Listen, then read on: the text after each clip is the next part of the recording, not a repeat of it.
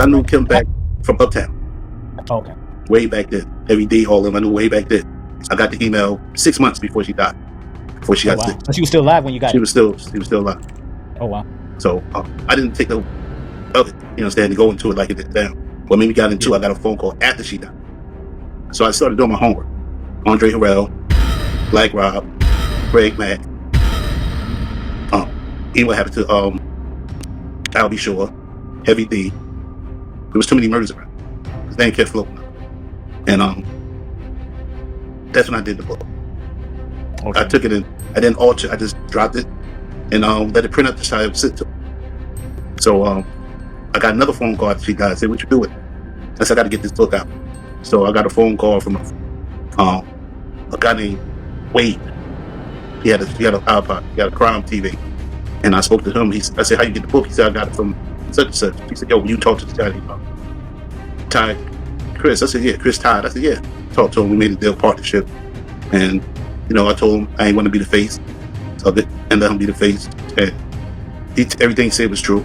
It's the same book. The book changed because it had Kim Porter face. So I like to apologize to the family of Kim Porter for putting her face. Let her rest in peace. This is for not to bring down Kim Porter. It's just to fulfill her dream that she wanted her story out. You know what I'm saying? The original book that was on Amazon that had her face on there. That's not the original book, correct? It's the PG book. Omegadrip exclusives. The Lost Words of the Late Kim Porter. Okay. This is the book we all been waiting on. Word on the street is that this book is wild and will reveal a lot about what happened to a lot of these artists in the music industry. Hit the like button and let's get into this. Disclaimer. Kim's Porter final wishes was for this memoir diary to be made public out of protection for certain parties and their potential criminal activity. Some celebrities, performers, and events have been represented with X's due to their highly explosive nature. At some point in the future, this information will be revealed to the public regarding Kim's sudden death and the mysterious illnesses of Albie Shore and Jamie Foxx. Evidence does exist that points to foul play and/or poisoning. God bless Kim Porter and all of Sean Combs' victims, both male and female. Okay, that is page 1 disclaimer, so buckle up your seatbelt and let's get into chapter 1. Introduction. Soon after high school, I started landing modeling jobs. I couldn't believe it. It was all happening so fast. I met my husband, father of my oldest child, and one of my oldest friends in life. I'll be sure it was a whirlwind romance. I was only 19 when we married, and no, it didn't work out. Al is still one of my best friends to this day. Our son Quincy is such a talented and wonderful young man. At that time, I had no idea my relationship with Al was going to introduce me to the man that I would spend the better part of my adult life with, a man whom I would love and cherish, but eventually fear and hate. I don't want to put the cart before the horse, but I will say, although I knew what was going on, I turned a blind eye many times here. I have to tell this truth, unfortunately, because deep down, I knew everything that was happening, but I lied to myself a lot. He was so charming, a wolf in sheep's clothing, a devil, and I fell for it. This story must be told, despite the fact it will hurt my children. I cannot hide it any longer. Sean Combs must be stopped. Chapter 2. Humble Beginnings. I was born to loving parents, Jake Porter and Sarah L. Porter, in the Peach State of Georgia, all through Columbus High School when I graduated in 1988. I knew I was going to be famous in the 10th grade. One of my best friends, Tina, said to me, "You won't make it here in Georgia." I knew if I really wanted to be famous, I would have to leave my hometown and my home Georgia. That conversation was so important. So I look back now, it changed my life.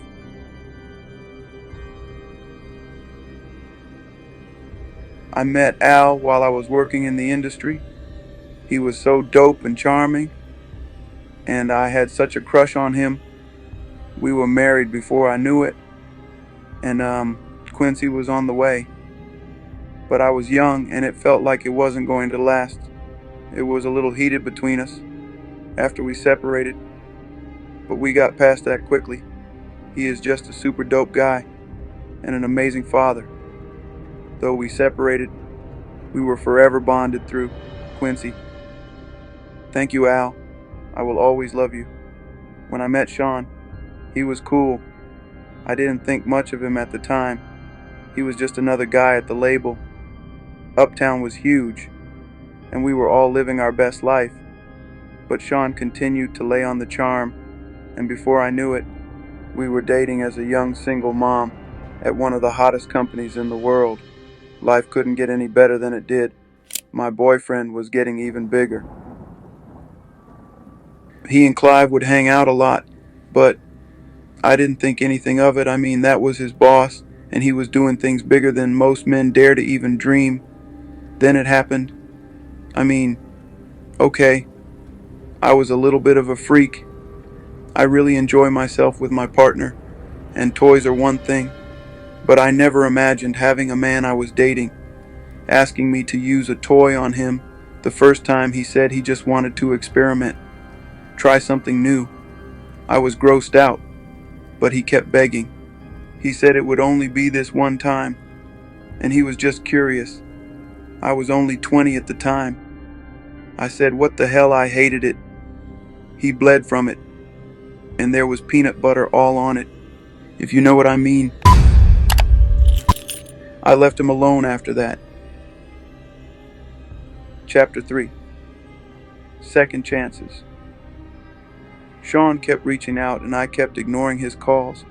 Eventually, in a few weeks, we ran into each other at an event. He came over and sat next to me. We were cordial.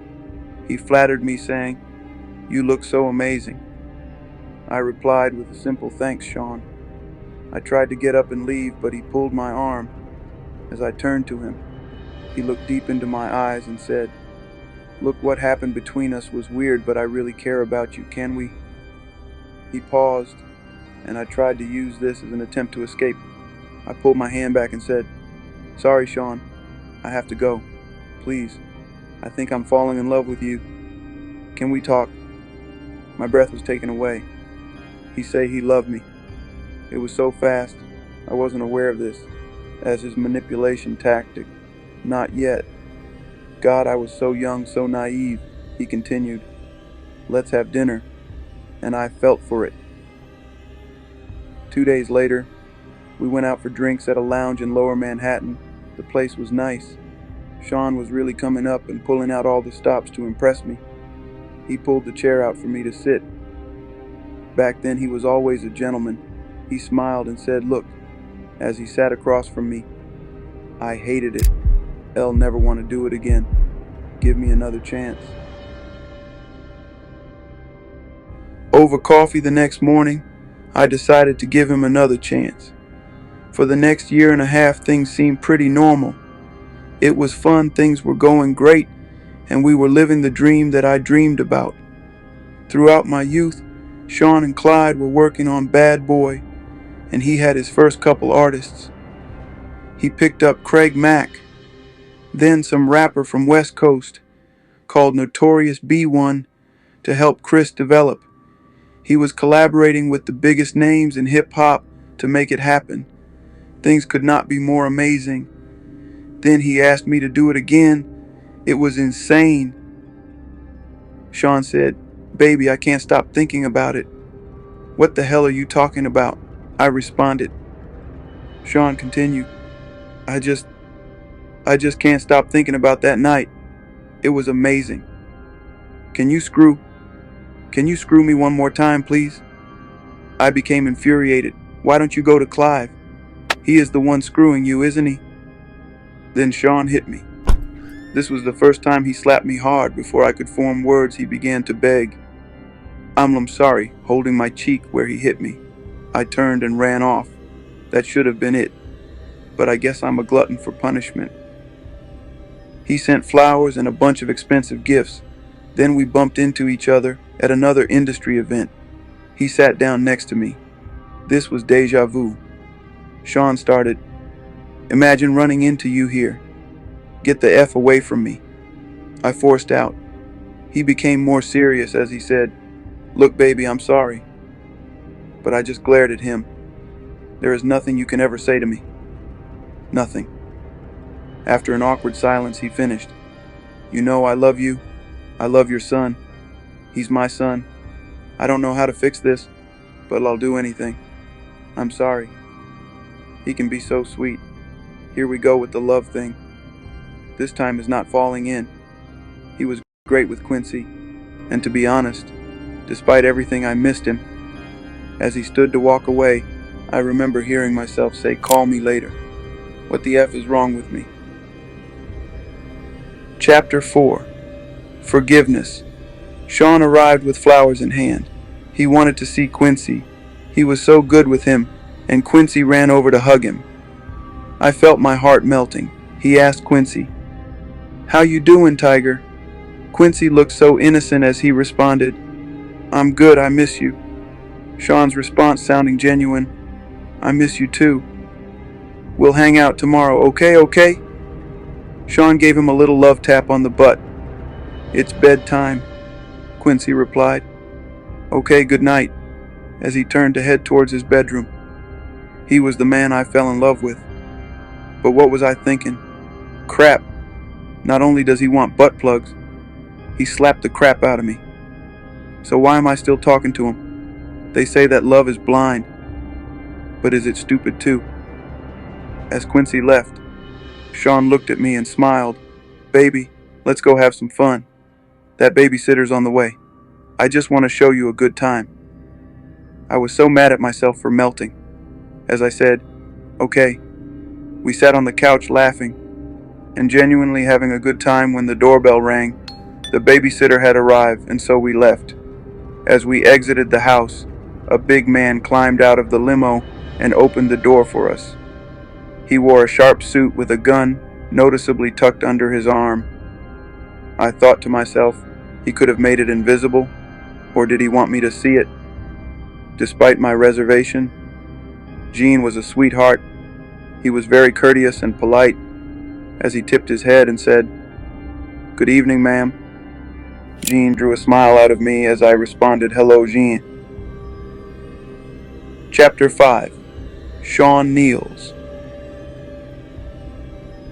The year passed, and thankfully, we didn't have many bad arguments. Although Sean was strangely getting into voodoo, he would put curses on people, and I wasn't sure how to respond to that craziness.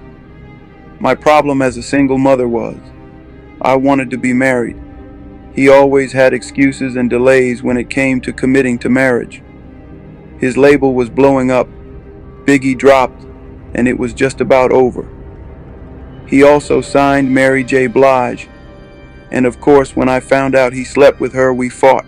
He claimed it was a mistake and my stupid ass took him back again. Sean asked me for a threesome with her. At first I was mad, but Mary was beautiful. It was our first threesome and I loved it. Mary was sexy. I would not be doing this a lot, but it was so hot. I was young and exploring my sexuality. It was enticing. Over the years, we brought other women into our bedroom periodically, and we were happy. This is until one day, I came home to a situation that went from awkward to a nightmare. Quincy was with the babysitter, and Sean was sitting with Albie, sure at the dinner table. I had a child with Albie, and Sean was the father in Quincy's life. The awkwardness of all of us being together had dissolved a long time ago, but it was still weird that they were here in my home together alone. What Al said was mind-boggling. I don't know. It could be kinda hot. I do miss you in that way. Although I couldn't believe Sean would do this, the truth was, I still cared about Al, and this could be very hot. I just didn't want it messing up my relationship. And if things became awkward, how would it affect Quincy?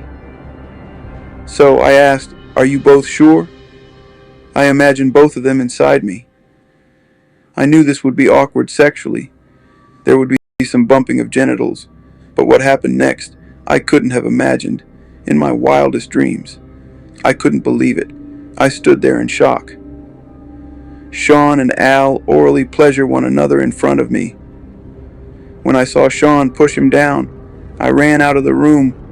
This is too much, I couldn't. Sean called out to me, "Oh, come on, Kimmy." They didn't chase after me. They were too wrapped up in each other. I couldn't get that image out my mind. I couldn't be with Sean for a while. But that wouldn't be the last time I saw Sean in a compromising position.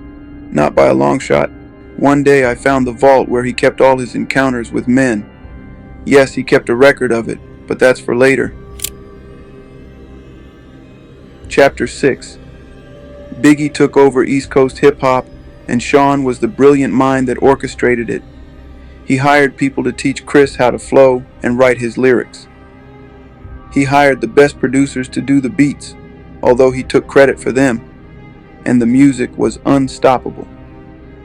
At this point, Sean was sleeping with all the power players, and everyone who wanted to do music wanted to be a bad boy.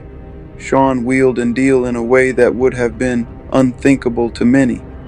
He slept with the guys that really control the music to stay on top. A lot of the names average people have never heard of. These are the guys that make the decisions on who is winning and who is not. He hosted parties that were just a fancy name for orgies, and everyone wanted in. Chapter 6. Tupac. When I met Tupac, Sean and I had open relationship, and yes, I slept with Tupac. Shit, he was sexy. Sean didn't mind. Well, not until he tried to get Tupac to join both of us. Tupac was not good with that. This is where the relationship between them became strained. Tupac wasn't going to accept Sean's advances. Tupac wasn't gay, and he was pissed about the advances. We were all in Sean's house. I was drinking, they were smoking, and everyone was just relaxing. Sean came in on what I am sure he would call a smooth approach. "My baby is bad, isn't she?" Tupac threw me a slight smile. Hell yeah. I felt myself blush. Sean was now in full swing. "You think you can hit it better than me?" I couldn't believe he disrespected me that way. I was not playing with my response. "Sean, what the F?" Tupac came to my defense. "Damn, bro, you ain't gotta do the sister that way." Tupac appeared upset behind Sean's words. Sean went in for the kill regardless. "I think my bigger than yours. I bet I can make her come faster than you. What's up?" Tupac was appalled.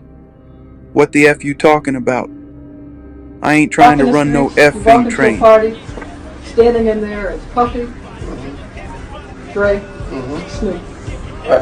What do you think? First of all, you know I don't go to those type of parties.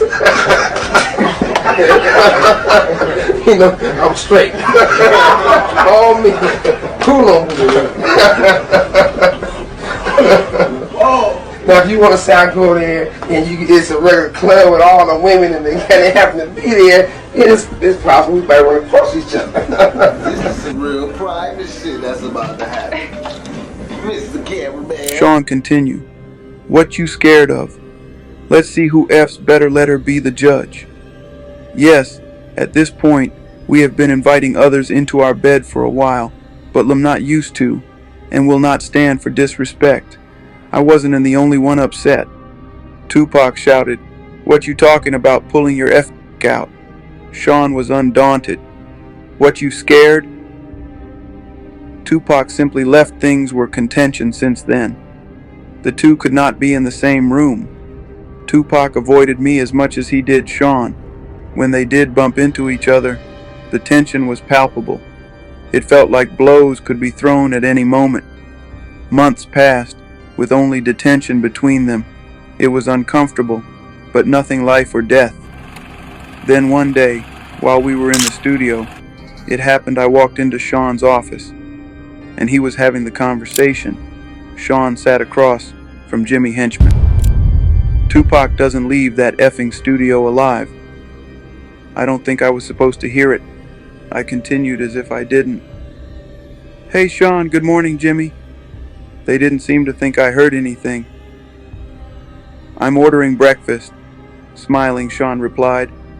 "First, let me get eggs sunny side up with grits and orange juice." I could see he was hungover. Good, I don't want him knowing I know anything. If he just put a hit on Tupac knowing something could be dangerous.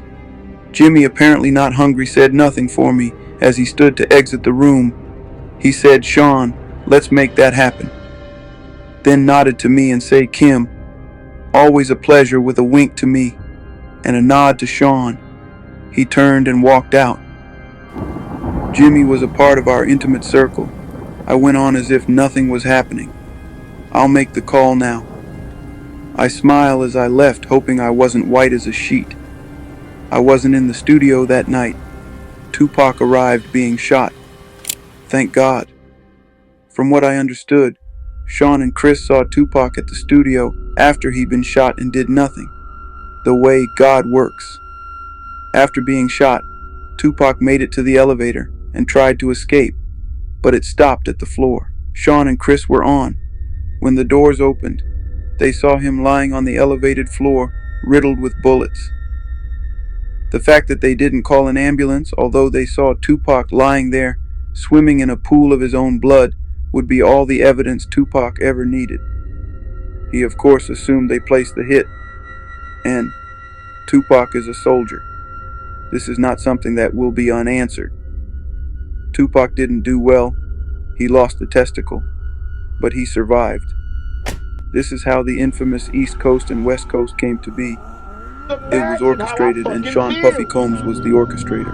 When I got arrested in New York, I got arrested for Biggie. Them guns in my room was Biggie's guns because them cowards left the room when they heard the police was downstairs, and everybody left their guns in my room. So I got 4 guns in my room. Serial numbers scratched out, and I did not snitch. I took that case. So you can imagine how I feel when I'm in jail for that case, and he out there living a mafia lifestyle, giving me no money, giving me no respect, giving me no tribute, rolling with my road dog who was there when I got shot. I mean, come on, man. I'm not paranoid. I'm not paranoid.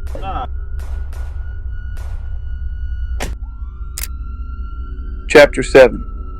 Threats. At this point, I knew I had to get away from him, but I was scared he is going to take my life if I try to escape. One February evening, I thought I found my opportunity at dinner after an event. We were at a ritzy restaurant and a private booth.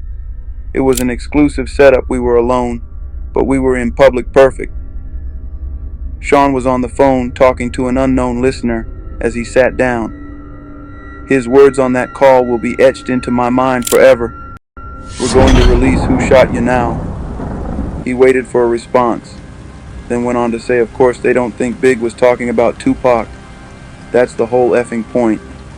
Nobody would give a F about a diss track about LL effing Cool J. Do you know how much money we will make?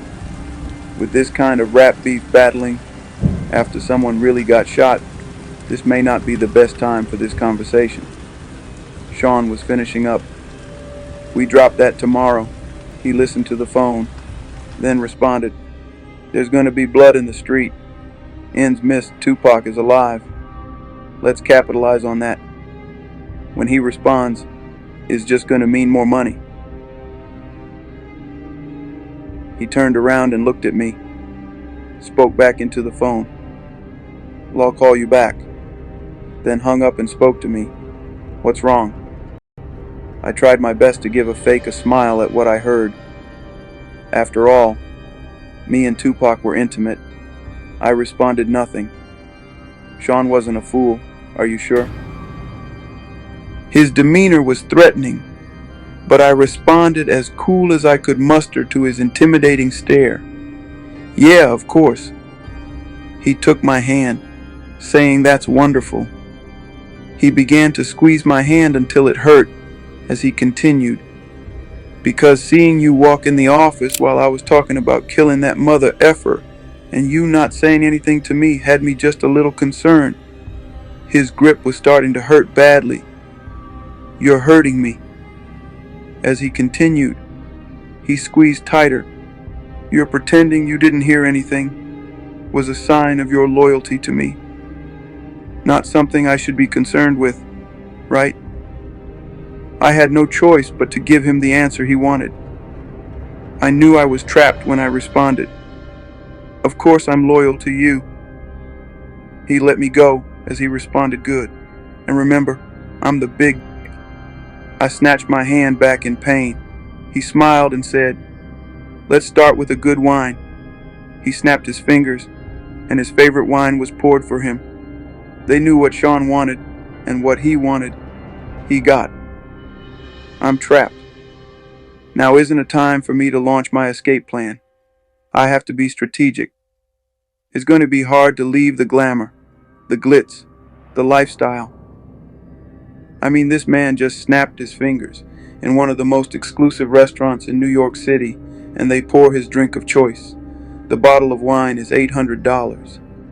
And this is in 1994. The list to get in this place is 6 months long if you are somebody. Mayor Giuliani has a table here tonight. Also, if I got up and walked out, I would be safe. But what about tomorrow? I had to think. He sipped his wine and smiled. You're not drinking? He pointed at my glass, and of course a waiter filled it. They knew what I liked as well. Sean has a bad temper. He yells sometimes, and okay, he's roughed me up once or twice, but he never punched me. He never bruised me, and he never hit Quincy. I would not have stood for that. He never laid a hand on my son. At that time, I never thought of him touching Quincy in any way. Then the significance of what he said hit me. Is he mad at Tupac over me? I'm the big dick. Oh my God, the last time he put his hands on me, it was because I enjoyed Jamie Foxx too much. He enjoyed Jamie too. He gets so insanely jealous it's not fair. He wants to bring other men into the bedroom but gets jealous when he does. Damn, you're quiet tonight, he says, snapping me back into the presence. I asked a question that was burning in my mind since I walked into that office. What does Chris think of this? He looked at me coolly and said, his fat ass better just keep doing music. A third guest was escorted over by security. Sean motioned for him to sit. A waiter walked over to Sean Carter and asked, would you like something? Carter responded, no thank you. Then said hello to me with a smile. Then I replied, hey Carter, and took a sip of my drink. The Seans may share a bed together from time to time, but thankfully I was never asked to join. Carter went on to speak to Sean. I thought we were meeting in private. Sean replied with a nonchalant shrug. I had to discuss something with her. It's fine, go ahead. He wielded this kind of power. Carter shifted uncomfortably in his chair before continuing. It's true, Chris and Tupac were about to start their own label. Sean slammed his fist against the table, shouting, doesn't anyone have any effing loyalty? Carter? Well, that's not happening now, right? Sean peered at Carter with distrust. Why the F are you so eager to share this with me? Chris is your man. F, he brought you on. You're stabbing him in the back. Carter responded with indignity. First, I'm tired of being that nigga's son. I need to come out from under his damn shadow. Sean smiled slightly. Okay, I respect that. Carter kept going on top of that. This nigga is making that move and it should have been with me. Sean looked at Carter blankly. Tupac put Chris on. You know this. What's this really all about, Carter? Don't effing try to play me. The Jay-Z of today wasn't born yet. This young Sean Carter was in over his head. Cornered, he had to spill it out. I won his spot. Ambition. Now this is a man I can work with. Sean made a grandiose gesture towards Carter. Waiter, get this MF or whatever he wants. Carter smiled, thank you. Great when Tupac and Biggie was alive. Like, it was Biggie, Tupac, Ice Cube. Hold on, son. You heard the Reasonable Doubt album. Man, it wasn't hot until they died. Nobody really wasn't checking for it. The Reasonable Doubt album No, it's Flames. It's hard. Like it's a classic. But I'm saying at that time, Stout, in 96 when Reasonable Doubt came out, it came out to a lackluster beginning. Sean responded, honesty and ambition. We're going to make a lot of bread together. Carter ordered a drink. As he stated again, guess he won't be leaving with that nigga to do their own label now. Sean responded, with his normal air of arrogance, why don't you let me worry about that? I took this as my cue to escape. I told Sean, I'm going to go ahead and get back to Quincy. Sean was wrapped up in his conversation with Carter and barely noticed as he excused me. Have a limo drop you off. We didn't eat. He didn't care. I smiled and kissed him on the cheek and left. Chapter 8. Kidada. Actress, model, and fashion designer Kidada Jones was Tupac Shakur's fiancée and is the daughter of record producer Quincy Jones and actress Peggy Lipton. Being around other celebrities was just part of life. Meeting Kidada was just one of those events. And as time went on, we became close. We hung out together, went shopping, and so on. It was just about the same time I met Kimora. Those were the days. So I thought. We always had girl talk, and the fact she was dating someone I had previously been with wasn't a source of contention. We didn't get jealous of each other. It was just girl talk stuff. No, I did not become intimate with Kidada. Kamar was too jealous for that. Yes, Kidada knew about Kamar, Sean, and I all being together sexually. Of course she did. We shared that kind of thing. We were open and honest with each other about almost everything. A true friendship. Except I couldn't be open and honest about everything, not anymore. Sean made sure of that. Kidada and Tupac were the greatest couple. He was always so cool. And yes, sexy. She was so beautiful and fun. Before all the tension and beef we used to all hang out together, it was always dope vibes. But after Tupac was shot, and the suspicions surrounding Sean and Jimmy, the vibes between Kidada and I weren't the same. Then came that night. Award shows weren't anything new for us.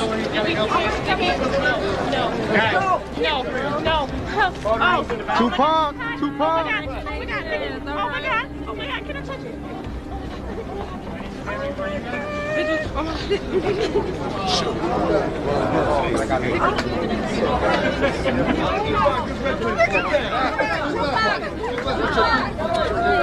What time? Okay, cool. You get it down. Get to the beat. What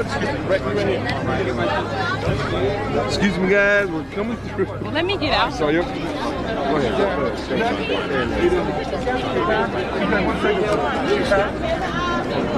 At this point, we doled up as men groomed. We didn't choose what we wore.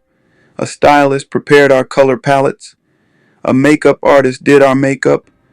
And a hairstylist did our hair. This was just the way of things. We share the best stylist in the business. Sometimes, we will all go to the studio for an event to get our measurements taken. But this time, Kidada seemed different. I felt like something was wrong. But when I probed her, she wouldn't say anything then. The day of the event was here. We would all see each other inside. Even though Sean was my man, as far as props, I had nothing on Kidada. Being Quincy Jones's daughter had perks, and superstardom was among them. Tupac wasn't there when she saw us. She came over to our table. We sat around kicking it in a very dope vibe. Sean knew he was going to clean up this award show. He had all but taken over the East Coast. Musically, with all the hits, there really was no way he wouldn't. Bad Boy is Hall of Fame stuff now, and Sean P. Diddy Combs knew it. Sean smiled at Kidada as she sat at our table, but something about that smile didn't seem authentic. Soon I wouldn't know why. He's sick when he has a grudge against someone. As he sat, Sean said, "Bad Boy is going to clean the F up." From his table with Faith, Chris replied, "Hell yeah. And that new shit we busting out going to have these niggas sick. Kadada signaled for the waiter to pour her a glass of ginger ale that sat over her table. As the waiter to refresh her drink, she said Tupac music, going to get some love too. Sean grimaced. Oh, come on, Sean. I know y'all got your differences, but you have to admit the man makes great music. Sean looked at me out of the corner of his eyes, then took another sip of his favorite cognac and replied, Bad boy, got the hottest music on the effing planet, but I ain't trippin'. Everybody got to get their shine right. Kadada signed. Sean Tupac thinks you were involved with him, getting shot. You two were so close, you need to make this right. Sean responded indignantly. What the F would that think I had anything to do with it? Kadada retorted. Sean, can you blame him? It went like this, you know what I'm saying? I was upstairs at Quad. We in the back chilling. Next thing you know, we hear, yo, Tupac got shot. He said that I set him up. And that's crazy. I don't know what he was trying to hide, or if he was scared, or I don't know what was going on in his head. And I want an apology. Especially when I found out what really went down. And then he shot himself. Get on the ground. Shut the up. I don't give a just put the gun. Yeah, he ain't really get shot in his head. He got pistol whipped. You know what I'm saying? I'm hearing all this, and I'm like, damn. I think was just getting a little bit too happy with the situation. Trying to make movies. Everything was a movie. Indignantly, what the F would that nigga think I had anything to do with it? Kadada retorted. Sean, can you blame him? Sean was obviously not happy with that question by his reply. Hell yeah, I blame him. We had a good thing going, all of us. That nigga turned on me, and he has the effing balls to blame me for his shooting. The indignity he managed to spew out while lying through his teeth was something I did not expect. I was thrown back for a moment before interjecting, Duh. Do we have to do this tonight? It's Sean's big night. Kimura heard the ruckus and made her way over to our table as well. She sat down and said, Hey, everybody, with that big dimple smile. I smiled in reply. Hey to see her as she said, Hey, what's up? Hey, what up? Kimmy Kimura never been the type to hold her tongue, went straight to it. The whole place is buzzing with the fact you're sitting here accusing Sean of having Tupac shot. Y'all kind of, loud. She laughed. Kadada seemed embarrassed as she looked around to see everybody staring and whispering, but she wasn't about to back off. In fact, she doubled down. Anybody here? Not talking about it ain't real. Anyway, honey, we don't have to do this here. Kadada made clear. Clear she was not to be silenced as she continued. Oh, let's not hurt the feelings of Sean Puffy Combs. He only had one of the most prolific rappers in the game shot. Sean clenched his hands into fist. If this was anyone else, this would have turned ugly, but this was Quincy Jones's daughter. Sean was the monster in the streets, well feared by men that knew, but he did not want any of the smoke Quincy Jones could bring. Canada could continue with impunity. Sean could not touch her. Christopher and Mary, both wanting to defend the super producer that made them famous, both started to stand and make their way over to the table, but Sean signaled them off with a firm motion of his hand. They remained in their seats watching helplessly. Canada seemed to be on full rampage. You're not safe in the street. Sean, you think you're untouchable. Kimura seemed almost red in the face when she grabbed Kadada by the hand, saying, I got to go to the restroom. Kadada, not willing to stop, snatched her hand away, yelling, Let go of me. Kimura needed her to get a grip and said sternly as a parent speaking to a child mid-tantrum, Die! Kadada turned to her and yelled, What? Kimura nodded toward the crowded room, and Kadada looked around here. She deflated slightly. Kimura, now in control, spoke firm, but softly, Let's go powder our nose.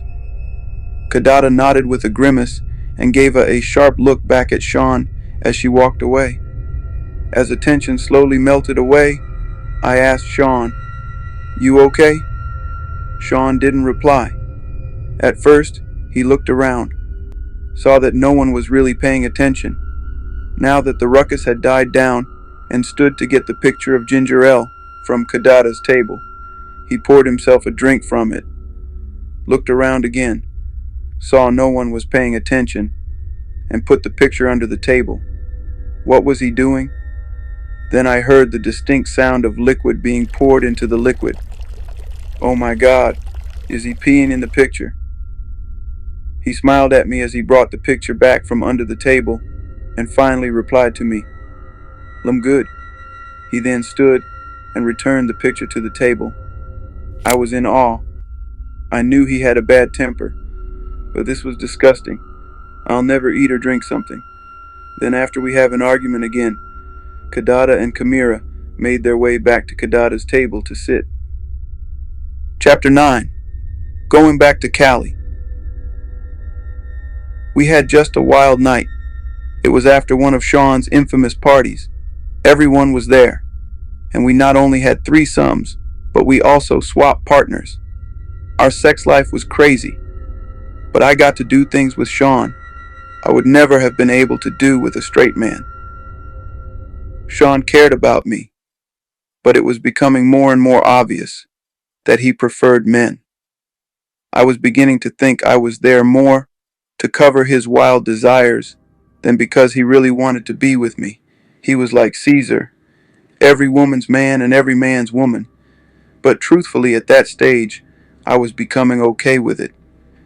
I woke up and left the bedroom where I was with Jada Pickett, and Sean happened to be coming out of the bedroom. Wait a minute. I woke up and left the bedroom where I was with Jada Pickett, and Sean happened to be coming out of the bedroom with Snoop Dogg and Will Smith. Will Smith. Yes, Snoop attended the parties. From time to time I could see him and Will kind of snuggled up on the bed together. I was grateful I wasn't asked to join in that room. I didn't really like Snoop. Sean smiled when he saw me. "Good morning. Here are the orgies." He wasn't very affectionate. He didn't have to pretend, but he couldn't walk straight. I knew how his ass felt. Literally, we had sessions playing with each other's anal cavities. Straight up, there's a lot of fuck going on in the entertainment industry. I wanted to be home before Quincy woke up, so I told him I'm going to get ready. He responded, "Let's have a cup of coffee first." This meant he wanted to talk. I didn't know what it was about. But in situations like this, I didn't really have a choice. He was becoming more violent when he didn't get what he wanted, and I didn't really want to fight. So Elle sat down, but before we started talking, Snoop came out of the room. Sean was wearing boxers. Snoop was in his birthday suit. Snoop addressed us, "Good morning." When he turned around in order to close the door, there was a dried white stain on his back. Snoop walked over, pulled a chair out to sit down next to us, and lit up a blunt. Sean stretched smile and said, "This East Coast, West Coast beef is more lucrative than I thought, but it's getting dangerous." Snoop responded, "Surprise business first thing in the morning? Damn, 'cause you own it. But you know you don't got nothing to worry about, you got a pass, daddy." Sean apparently has something to talk about with Snoop as well, because he said, "I can't protect everybody, especially if someone is no longer going to be on my label." It was apparent Snoop wasn't taken back by this turn of events by his reply. "Sean, are you saying what I think you're saying?" So my next move had to be calculated. I don't really want any part of this, not even implicitly, but I was just dragged right into the middle of it. If what was happening here ever comes out, will I be held as an accomplice? But even as those thoughts crossed my mind, I couldn't just pretend this was okay. So I said, "But Sean, he hasn't left yet. They're just rumors. Are you going to let him die because of some rumors?" Sean glared to me, the anger in his voice obviously stemming from hurt, as he said, "I know when I'm being betrayed I'm not killing anyone, but I'm not protecting somebody that doesn't have my back. 150% F." that this was railing out of control. My mind began to race. Is there a way to get through to him? Maybe I can use the finance route. Sean, he's bringing in so much money. You put so much money into cultivating him. Are you going to throw away all that money? That's when he revealed how thought out this meeting really was. If he leaves, he takes all the money I invested into creating him. Sean sighs. But if he can't protect himself and something terrible does happen, then the money I would make off his death would blow away all the money we made so far. I was perplexed. Sean, he continued, he's worth more to me dead than alive. Sean comes, is a calculated monster Snoop, chimes in. I get that, fam. A lot of people out there want Biggie dead too without your protection. He doesn't stand a chance in Cali. Biggie is going to die. This is crazy. This is crazy. I dare not say anything else about it.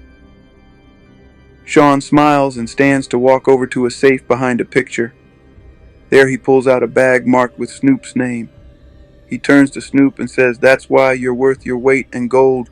You understand me. Here's a little something for you to take care of my people. Snoop smiles. Sean, I love you, baby.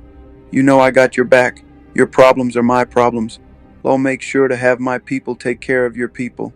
So, even when we landed in New York, he ran to Angie Martinez at Hot 97 instead of coming upstairs and record. You understand? So if you want to keep it real, just thinking, my thought, he went up there to get that money from Diddy to have Pac knocked off that. He tell you when he got on the plane. That was the same night. Yeah, he got on the plane, say he only got a butter knife. Come on, who you cut with a butter knife? You only get one swing. I need to get out of here. This is getting crazy. I attempted to leave again. Sean, I want to go get Quincy before he wake up. Sean looked at me responding. It's getting late. Give him a kiss for me. I'm going to get out of here, thank God. Snoop always with something to say. Would love to meet the little T sometime. Not a chance in hell. Something about this guy creeps me out. I forced a smile. That would be great. I made my exit. Chapter 10. The Lies You Tell. At this point, the relationship between Sean and I had been off and on for quite a while, and we were off at this point. He had put his hands on me again. This time for something that didn't even happen. It was all in his head. When the phone rang, I picked it up anyway. Hi, Sean. Sean sounded trepidatious as he said, we've been broken up for a while this time. Yeah, he continued. I don't want anyone to know about my... He paused to search for the right word. Proclivities. I reply, so you don't want people to know about you being gay. Sean exploded. See, that's why I effing lose control on you. So I just plainly stated goodbye. Sean! Wait, he screamed. What, Sean? I'm sorry, okay? You're always effing sorry. He took a deep breath. I have to do something to cover myself aside. Do whatever you effing want, Sean. When you see this in the news, it's not real. This made me calm down a moment. What could he be talking about? He continued. I'm only doing it for the press, doing what Sean... After a long pause, he continued. She knows what this is. She is just pretending to cover me. Sean, what the hell are you talking about? Another pause publicly. I'm going to be dating someone else, a video girl. I laugh. Why would you do that? I have to cover myself. I was getting mad. I was actually angrier at myself more than at him. Why was I getting jealous? I was sitting there actually comparing myself to video Vics in my mind. They are thick. But look at my body. Did he prefer some light skin, big butt girls from videos? I call myself no. I know he likes men any damn way. As I regain control, I asked, why the hell are you telling me? He sighed. I wanted you to find out from me first. Like I give a crap. He came at me with his favorite line. You know I love you. It was getting old. I could only think to myself, here we go. Love is a big, strong word. I'm tired of him throwing it around and using it when it fits his needs. He's using it while he's sitting here telling me about dating someone else. I replied, "You don't hit people you love. Sean, love doesn't hurt. Hurt." He sucked his teeth as he responded, "Come on, are you serious? That shit's for children. We aren't in effing high school. Sometimes things happen that doesn't mean I don't love you. I wouldn't hit you if I didn't wait." Wait, that sounded wrong. You said exactly what you meant. He took a deep breath. There was an awkward silence. The fact I was still on the phone and waiting for him to speak meant he had the power. He was more cautious as he continued. He didn't want to lose that power. "Kim, no one that I don't care about can bring that kind of emotion out of me." I wanted to say, "Is that how you talk to dudes after using butt plugs?" But there is a line I dare not cross. Instead, I said, "You say that while you're dating some other bitch. That's just for public." I was done. It could be heard in my voice as I said, "Whatever, Sean. Do what you need to do. Leave me alone." "Lum never giving up on us," he cried. I responded to that emotional control attempt with the little resolve I could muster. I didn't even believe the words that came tumbling out of my mouth. "Sean, there is no us anymore. Goodbye. Tell Quincy I miss him." He threw out his emotional manipulation, was really driving me crazy this time, I said, with much more conviction, "Goodbye, Sean." I hung up. Manipulative bastard. Chapter 11. More problems. For a while, I was actually happy to see Sean gone.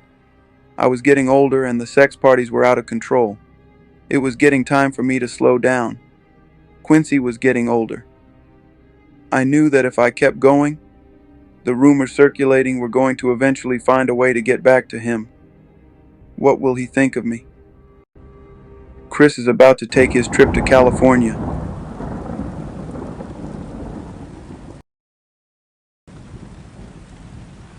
I didn't know exactly what was going to happen out there, but I felt like Tiana Wallace was about to be an orphan.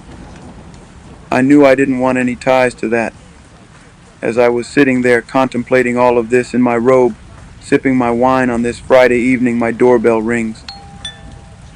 I was not expecting company. I opened the door to see Sean. My heart skipped a beat. I was shocked, but recovered quickly. I forced a smile and told him with a slightly slurred speech, "Hey, come on in." Crap. I am way more intoxicated than I thought. Sean entered looking suspiciously, then turned to me and smiled, saying, "You haven't been returning my calls? I just wanted to make sure you're okay." "I'm fine." He obviously was not here out of concern. He was checking to see who was here. Sean was controlling like that. Yes, even though we were not together and he was dating someone else.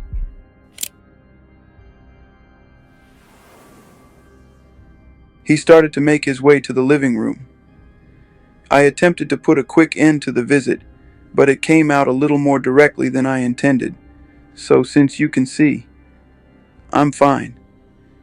You can let me go to bed now." Part of me wanted him to stay. As he entered the living room, I was forced to follow. Sean was very direct with his next inquiry. "Is someone else waiting for you?" "No." "But Sean, we're not together. You're dating someone else, and I can F whoever I choose." With this, Sean became irate. He fiercely slammed me to the ground. Then he pulled out a .22 and set it on the end table. He turned to me calmly. I was scared. My voice quivered as I pleaded to him. "Sean, please stop. Quincy is here." "How do we get here? How did we get to the point that he was in my living room threatening me with a gun?" He kneels on one knee and got right in my face to say, "You're mine. You don't have a choice in that now. I can't live without you." He stood up, composing himself. I was terrified. As I whispered, Sean, that's not love. Sean picked up his gun and cocked it. He looked at me almost thoughtfully and asked, "Have you ever heard if I can't have you, no one can?" Sean, please don't. Please. Quincy will hear. Sean smiled and put the gun away, saying, "Oh, this is just for dramatic effect. I would never shoot you. If I was going to kill you, no one would trace it to me. You know how many people have had to take care of over the years. It will be quiet. Something in your food or drink. Oh my God. Something in your food or drink, something that will never get back to me. I wouldn't shoot you. Do you understand?" I could only nod, tears flowing down my cheeks. He looked at me thoughtfully as he reached down and helped me up. I could do nothing but agree. He's a terrifying monster. Now he wanted to smooth it over and I had to go along with it. What else could I do? "Listen, baby, I don't ever want to hurt you. You know I really love you, or I would have moved on. Thinking about living my life without you is just too hard. If someone ever tried to hurt you, I would kill them." My back hurt from where I hit it on the table when he shoved me. All I could do, as he helped me up, was not that I understood through my streaming tears, which he wiped. He looked toward Quincy's room. "Let me say goodbye." "No, Sean, please." Thinking quickly, he has to get up in the morning. Sean looked at me with an unreadable look. He was studying me. "Okay, I'm going to go." Nervously, I walked him to the front door. "This is over, thank God." He kissed me. Elle didn't want him touching me, but I couldn't refuse. "Kiss Quincy for me." I tried to keep my composure as I replied, "Sure, Sean." He opened the door to leave. The bodyguard that was waiting outside escorted him to the car. This was far worse than I realized. Why would he need a bodyguard at my front door? How was he anticipating this goal? After I shut the door, I had another drink for tonight. The nightmare was over. I sipped on my wine and cried. The next few days, he sent dozens of flowers. He brought Quincy expensive toys. He didn't want me. He wanted me to keep his secret. I'm trapped. He has the authorities under his thumb. I can't go to them. This is like a gangster movie. How high up does his power go? How far is his reach? The FBI, the CIA, who is not corrupted, or who won't be silenced by their upper chain of command. Can anyone help me and my child? Eventually, he found his way back to my bed. I had no choice. Chapter 12. A Mama's Love. The calamity that ensued between the death of Biggie shook the East Coast. It rocked me as well. Sean could have stopped it. He was complicit in it. He was a contributor. He knew it was going to happen and didn't stop it. This was his friend.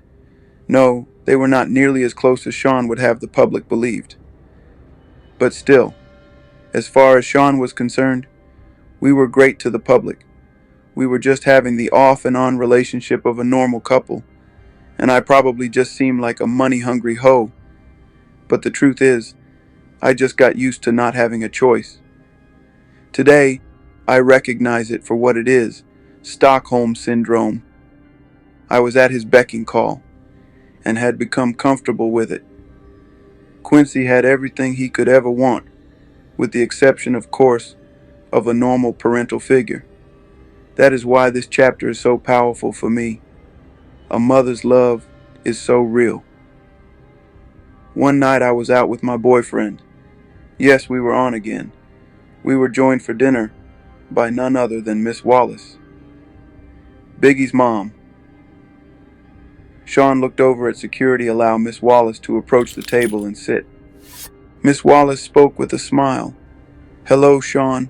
Hi, Kim." I smiled the best I could with the situation for all intents and purposes. She is sitting with her son, Killer. I hope my voice didn't betray my feelings, as I said, "Hi, Miss Wallace." Sean smiled also as he said, "Hello, Miss Wallace. What can I do for you?" "When I got your call, it sounded urgent." He was able to appear as if he was smiling warmly. This was the creepiest situation of my life. She looked at Sean with pleading eyes. I know this isn't your problem, but things have gotten kind of hard. I was hoping that you could send some of that money Chris made with you this way. Sean shook his head. That's not something I can just do. There are attorneys and accountants. Can I maybe help you out with a little something to get you past the hump? Sean reached to his pocket to dig for his wallet. I haven't seen how much Chris left. Is going on 2 years? Just how long is this going to take? Sean sighed as he replied, These things are difficult, Miss Wallace. I don't know. The attorneys don't make this easy. Miss Wallace pushed further. I don't understand what's so difficult. He worked for you. He made his money. Where is it? Sean shook his head, as if saddened by what he was saying as he continued. It's not like I can just give you his money. You're entitled to certain amounts, and they are just trying to figure out what that amount is. I don't mean to sound cruel, but it wouldn't be fair to me to just give you tons of money. You got rich off my son, and now you're keeping all of his money. Sean kept as cool as a reply. I'm afraid business isn't that cutting dry, Miss Wallace. I pay for publishing publicity. I mean, in all actuality, if I'm going to be straightforward, Miss Wallace, Chris probably owed me money. I won't know until it's all worked out. The anger of Miss Wallace's voice barely overshadowed the pain, or perhaps it magnified it, as she uttered the only words she could muster.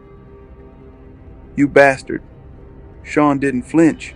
He just said, look at the contract. I'm honestly trying to get him as much possible out of it. But I have investors. I can't just take money that doesn't belong to him and start giving it away. Miss Wallace exploded in response. You know, good and well Chris didn't owe you a damn thing. Sean stared her straight in the eye, unwavering, and said, he would have started making a profit after a few years. His album sales pay for studio time, music videos, publishing, and marketing. The rest of his money would have come from doing shows. I'm sorry he isn't here to make that money. I miss him. Her response was deadpan. Did you kill my son? Momentarily, Sean was stung into silence. Sean didn't immediately respond. She asked him again, her voice quivering. Did you? He started to say, Miss Wallace, she would not be redirected. Answer the question. I was not used to seeing Sean on the defensive. No, of course not. She looked at him with spite, the anger in her voice enough to send shivers up my spine. As she replied with a menace, only a mother can. I don't believe you, Sean. Sean looked at her with a sadness that I knew in my soul to be fake, although looking at him without context, anyone would believe him, as he replied, I'm sorry to hear that. Today I know he was able to muster that false sincerity, because he's a sociopath. Back then I thought it was compassion. With no more words, Miss Wallace stood up and laughed. Sean watched her exit with disbelief, not knowing what to do. I placed my order. Dinner that night was long and silent. I feared for Miss Wallace's life. Sean is most dangerous when he feels threatened. The things that Uncle Ron told us about Diddy and Jay-Z might shock you. Uncle Ron was 59 and claimed to be a former bodyguard for Diddy, Jay-Z, and Beyonce. He passed away 24 hours after making a video saying Diddy and Jay-Z eliminated Biggie. He added, Jay-Z and Diddy wanted Biggie done. Bottom line, Biggie wanted to leave Bad Boy Records. He wanted to do his own thing.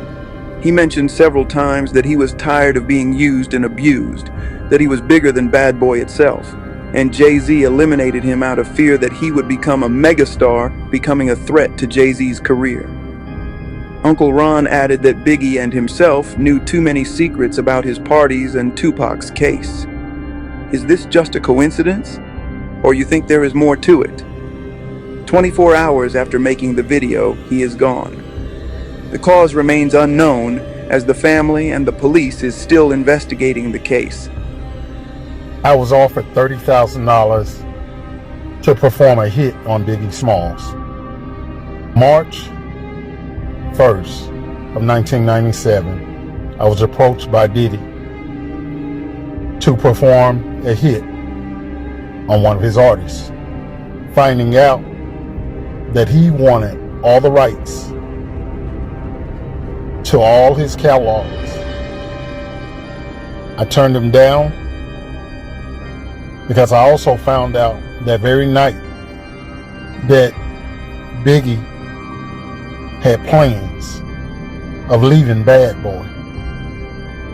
Biggie should have never been in California to promote an album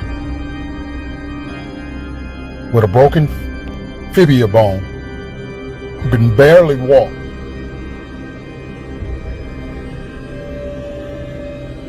To go to another studio when Diddy has his own studio in New York. Diddy is pure evil. He has a very nasty disposition. He treats everybody like crap. Every single employee he's ever had, he and his mother have looked down on them, belittled them, talked to them like they were the lowest scum on the earth, so he could always have his way. Ahmad,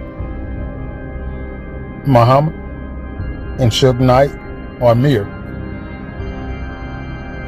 they took the blame for something that was already getting ready to be in motion. It just happened at an earlier time, because on the 9th, Biggie was taken out. And I'm so glad to this day that I refused to do that. So under investigations and working and cooperating with FBI, my story is being told. There's so much more that we're going to talk about with Diddy. I fear for Mrs. Wallace's life. Sean is most dangerous when he feels threatened. No, she could not physically threaten him, but this threat was very real if she goes public with her accusations. Sean's image will be damaged. I have felt for myself the extents he will go through in order to protect that image. Chapter 13. Have some faith. The fact of the matter is Sean was a complete control freak. He was absolutely the worst. But of all the things he did for control, this might have been one of the most despicable ones. We were in the Bad Boy office one evening, sitting in a lounge area, enjoying a meal. Sean was smoking one of those big cigars. When Faith entered and sat down with us, she seemed relaxed as she said, "Hey guys." I smiled. I never had any bad vibe from the marvelous Faith Evans. We never talked about the wild time the three of us shared at one of Sean's parties. I gave her a hug. "Hey girl, what's up?" Sean smiled and asked, "Hey, what brings you out?" She addressed Sean saying, "Look, when you asked me to hook up with Chris, I understood you needed me to control him. I felt honored that you would choose me to monitor one of your most valuable assets. Chris is sweet." Sean laughed and said honestly, "I knew you would be good, make the big man feel loved." I don't feel good about all this, Sean. Sean got that look in his eyes he gets before he blows his top. Faith saw it also. She treaded carefully. "Sean, you know, I'm as loyal as they come." Sean leaned forward unintentionally threatening and said in a low tone, "Yeah, but Sean, Chris and I had a child together." Sean leaned back. He let out a deep breath. "I'm going to take care of you. You're not like Chris. You're loyal." Faith had a tear in her eye as she responded, "He didn't have to die. This is getting very touchy." Did she know? Did she suspect? Was she trying to find out if Sean intentionally killed Biggie? I wanted to ask, but of course there was no way of doing that. This is so crazy. Sean sighed and replied, "He didn't. Don't get me wrong, I miss him, but he was leaving me anyway. No one cares about my pain. Classic narcissistic Sean. It's all about him. I was sicking for a moment, but his next sentence made me feel for him anyway. I wanted to share all this with him. He was my man. Faith couldn't hide the anger that flared in her eyes, but she knew who she was talking to. You have friends you share things with. She spoke. Sean sat forward again, and this time with malicious intention, as he queried what the F is that supposed to mean. Chris had no one, only you. Sean lost at that fat F and that other piece of shit. I had you F, I interjected in shock. You had her F Tupac? Sean glared at me as he answered, yes, effing Tupac. Those mother effers were going to try to start their own label and compete with me. Me, after all I did for that fat F. Nah, I wasn't using resources to protect that mother effer no effing way. As Faith started to cry, Sean looked at her and softened slightly. He spoke a little calmer look. I didn't hate him. I was hurt, but I didn't hate him. We'll make sure you and CJ are taken care of. Without word, Faith got up to leave as she turned. Sean spoke softly. Faith. She ignored him. He called her again. Faith. She exited quietly. Sean just looked at me and said, damn. I really didn't know what to say. Sean just told Faith that he wouldn't protect her husband because he was going to leave Bad Boy. From a business perspective, I didn't disagree with Sean there. If you're leaving and created competition for him, why would he spend resources on you? So I hugged Sean, but I also knew he didn't have to send Chris to California. I wondered if he realized that he sentenced him to death. He hugged me back with tears in his eyes and asked, how the F am I the bad guy, huh? I effing do nothing but bust my ass to make everyone live comfortably, and I'm supposed to just let niggas walk all over me too. As I held him in a comforting embrace, I replied, no baby. He took me right there on the couch, like I said, Stockholm Syndrome. Chapter 14. Outshine. This evening I was at Sean's house. Snoop had just left with his see you cuz. Quincy was staying with a friend. It was some alone time for Sean and I until the doorbell rang. Sean got up to answer it. I heard a woman yelling and quickly realized that it was Jennifer, better known to the world as J. Lo. Sean, what the F? Sean responded calmly. Relax, baby. Why the hell did you have to start shooting? Isn't that what we have bodyguards for? Normally, when these kinds of situations arrive, I remain quiet and just listen. I play my position, you can say. But I wasn't paying attention to the news for the last day or so, and even though it would be the only thing anyone would talk to me about for months, no one had spoken to me about it yet. So I entered the foyer, asking what's going on. What's going on? What's going on? This nigga just shot up the damn club. My jaw dropped, looking back and forth between the two. Sean spoke soothingly. Jen, you gotta calm down.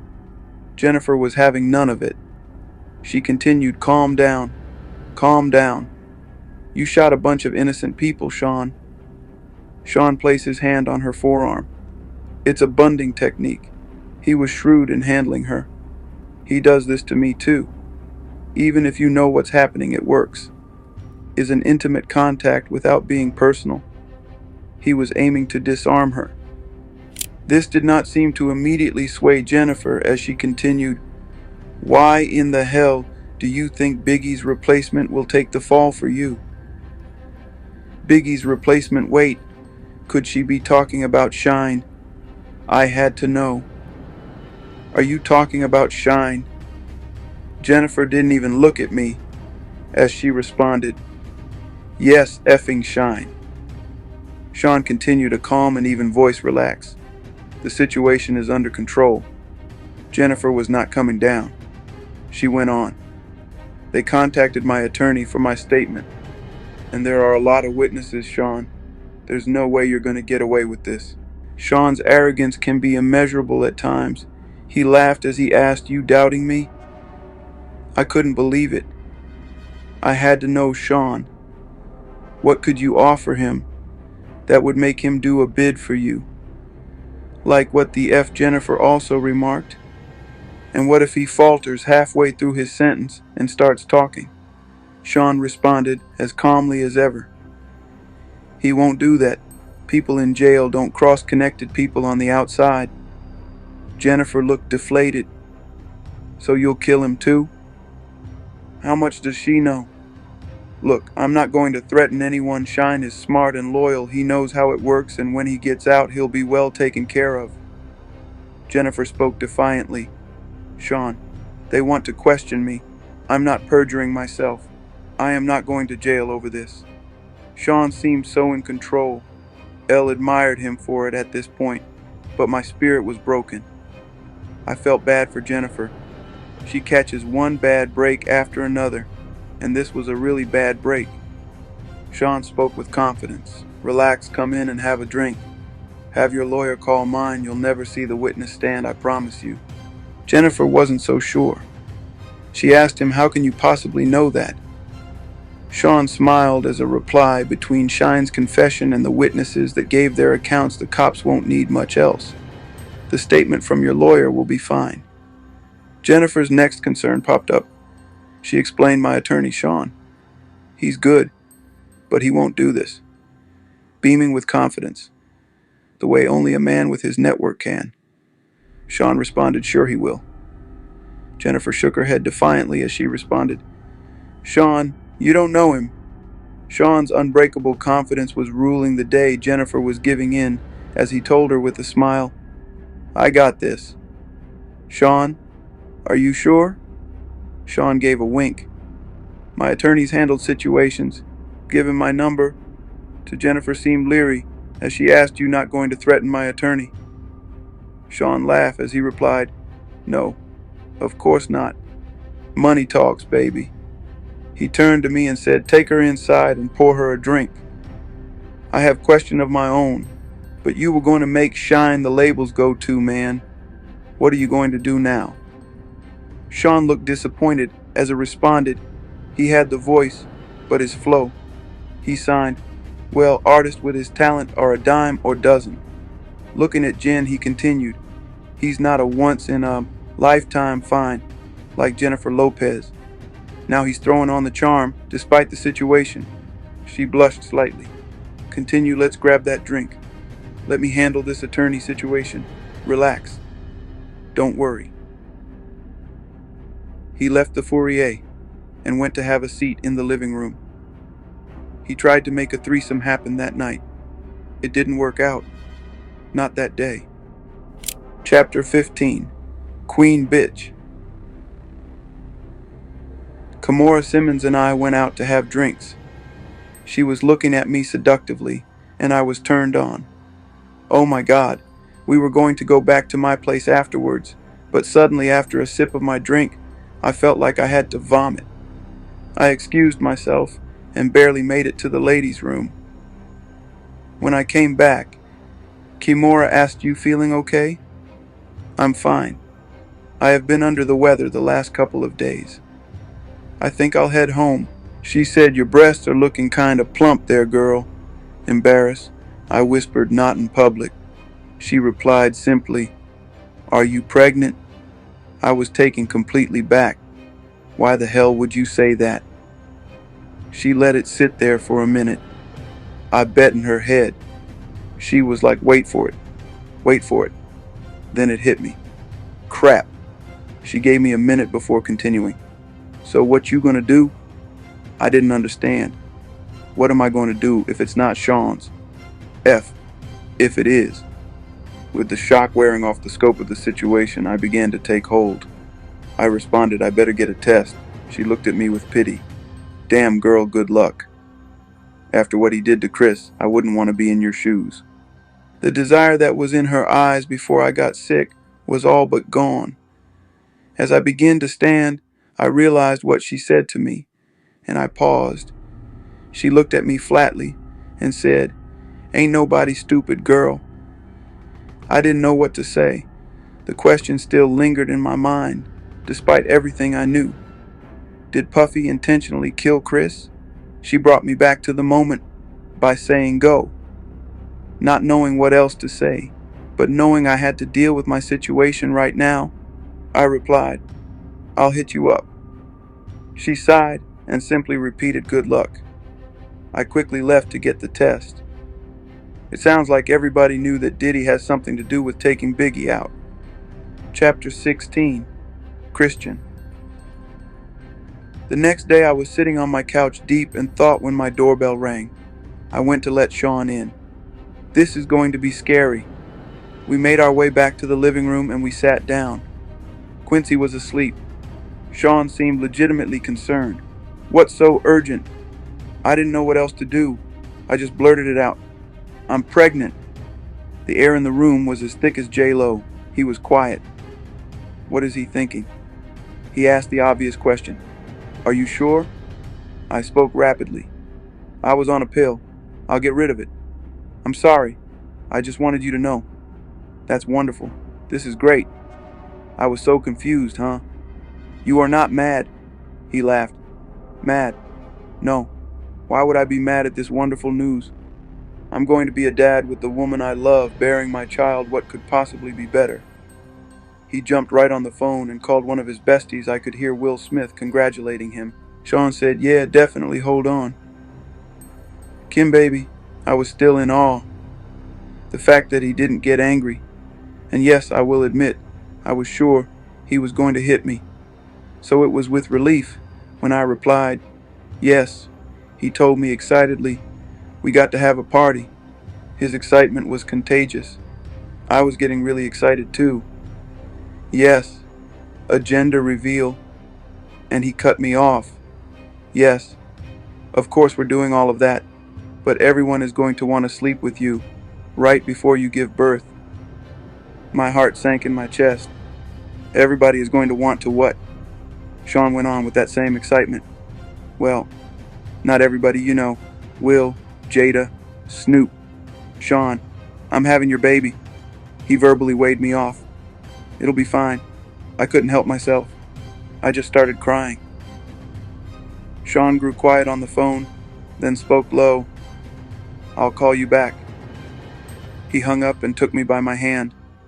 Baby, I never ask anything from you. I tried to see him through the tears streaming on my face. I couldn't believe the words coming out of his mouth. I tried to speak Sean, he cut me off. I provide everything anyone could ever want. Do you want for anything? Sobbing, and I replied no. But he continued. This is the kind of thing I have to do in order to continue giving you this comfortable lifestyle where you live on a lap of luxury and get to be on TV shows and in movies. I know you don't want this, but do you want all of this to go away? A whimper is all I could manage. No, he continued softly. Then we got to do this.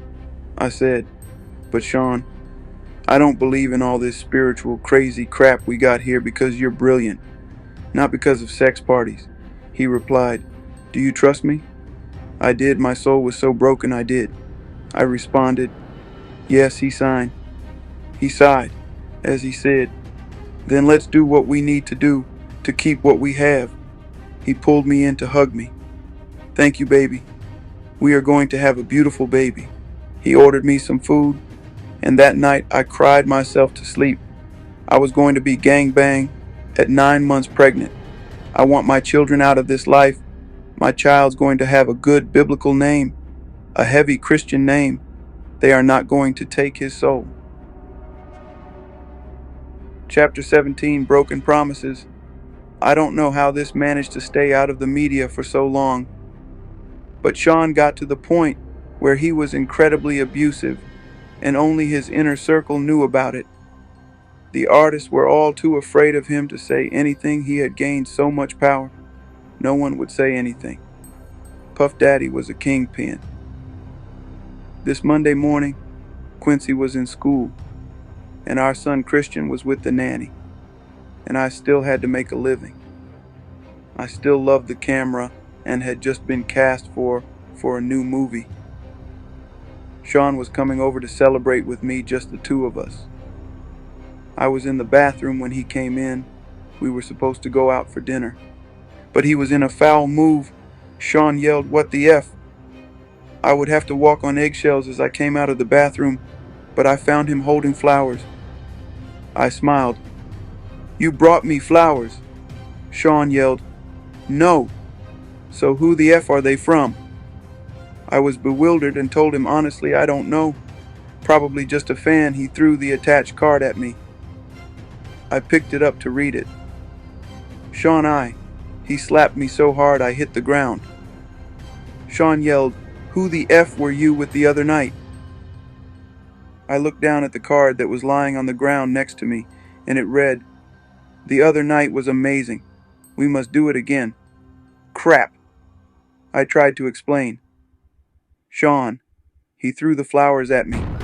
"That's not how this works. You have my child. You don't touch anyone unless I allow it." I yelled back. It was just coffee. With the producer was nothing. He glared at me and asked, "Who the F is this producer?"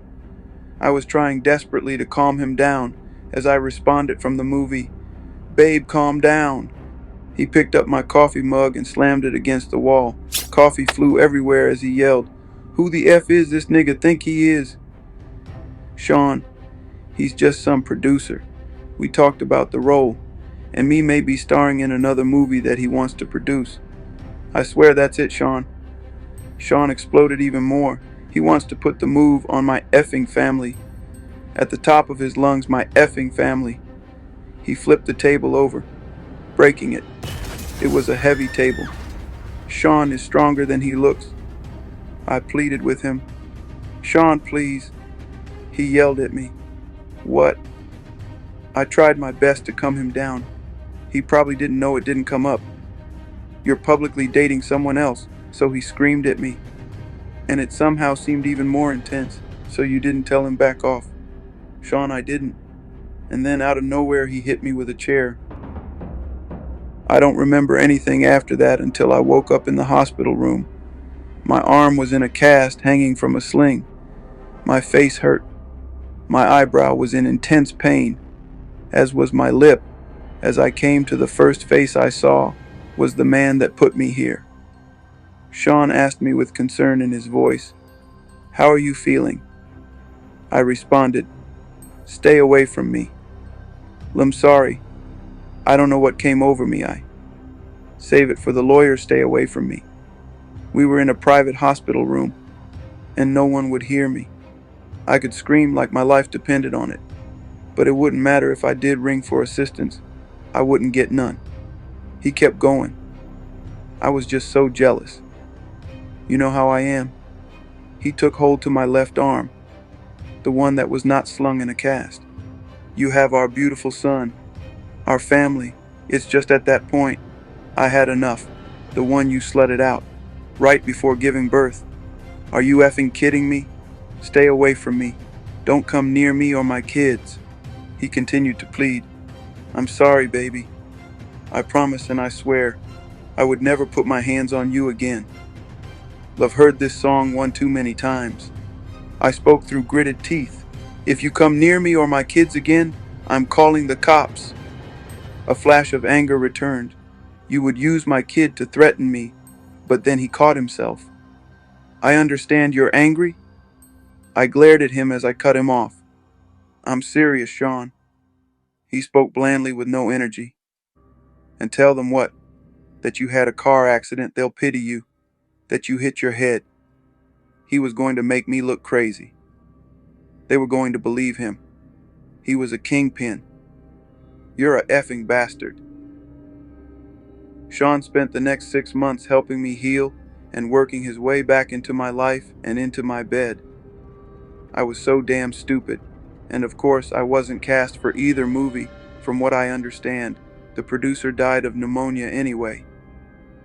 Damn, did he kill the producer? Chapter 18. Sweet Goodbyes. Sean kept his word for the most part until he didn't.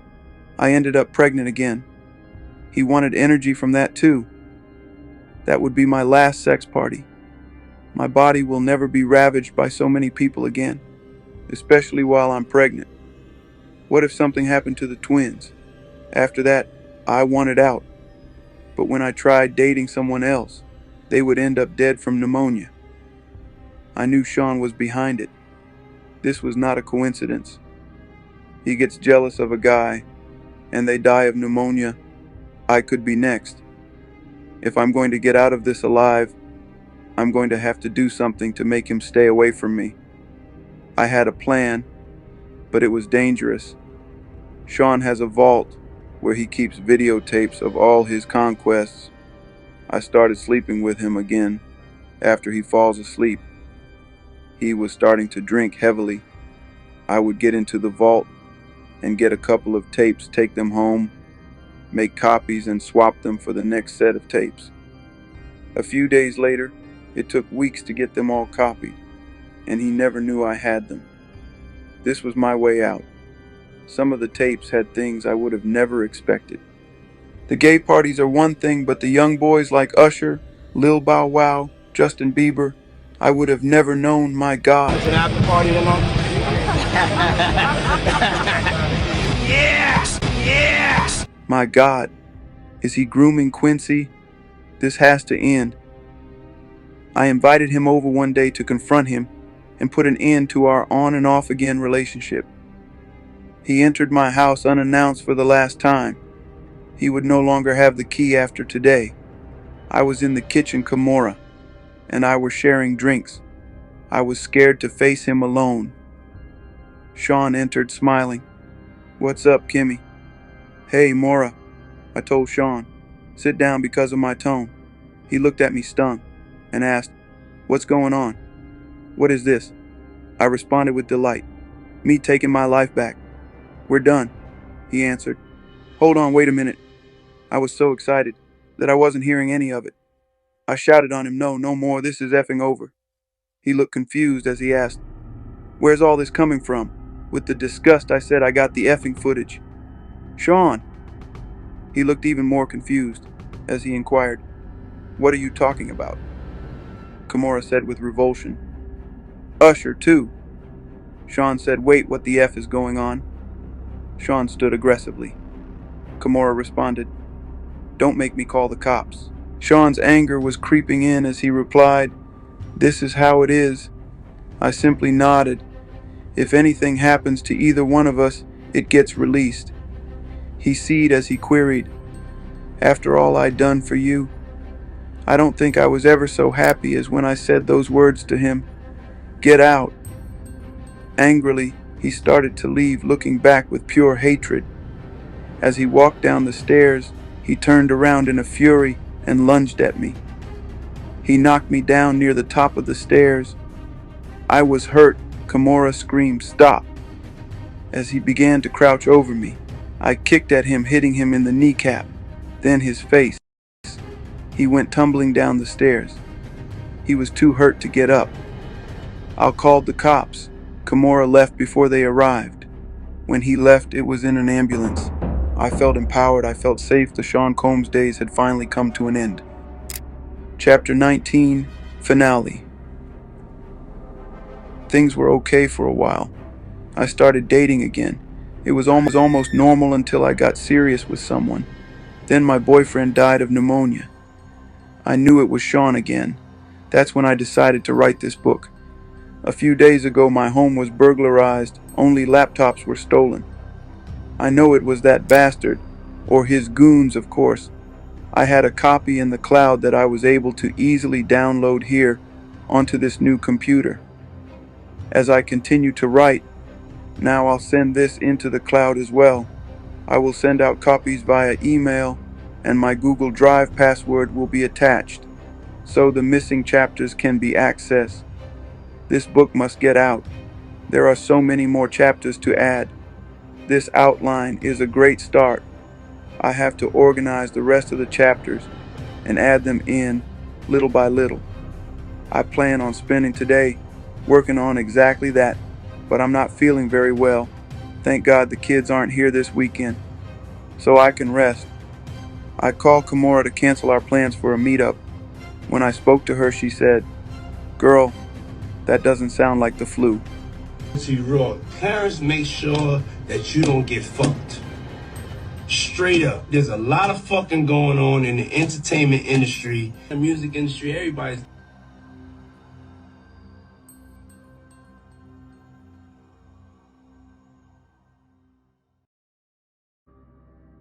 "You want to go to the hospital?"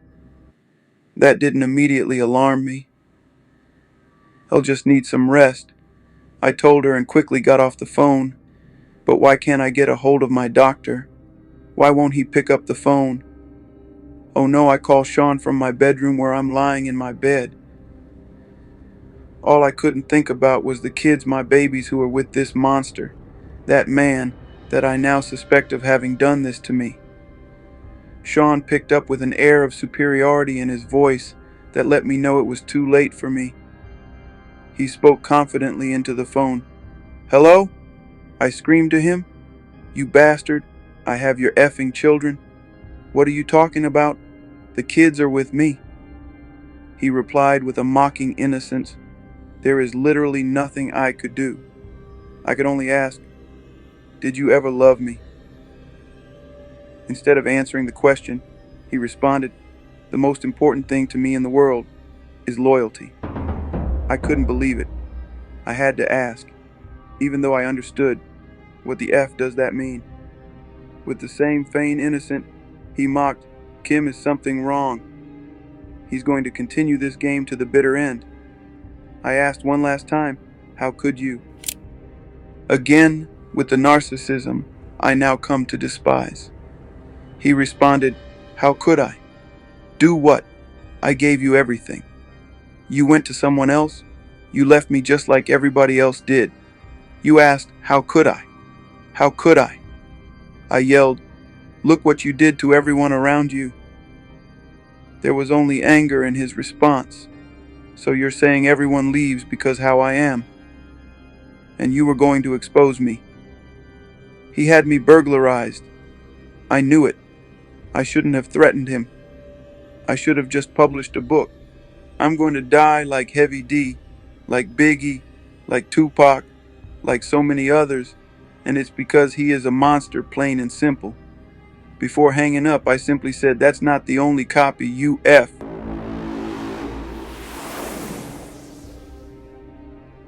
Then I sent out a group text.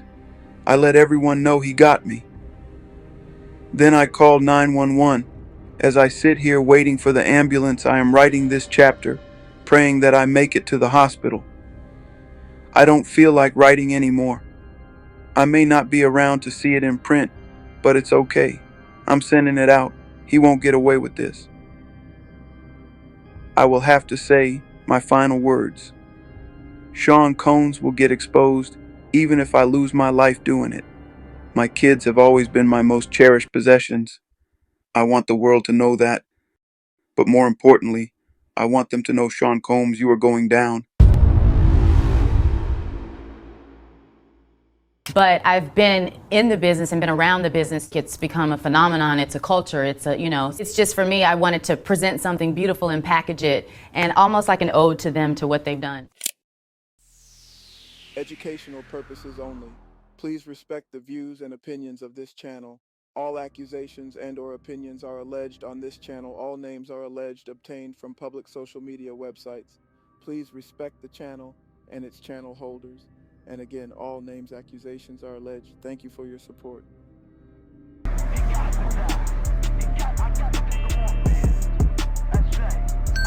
Omegadrip exclusives.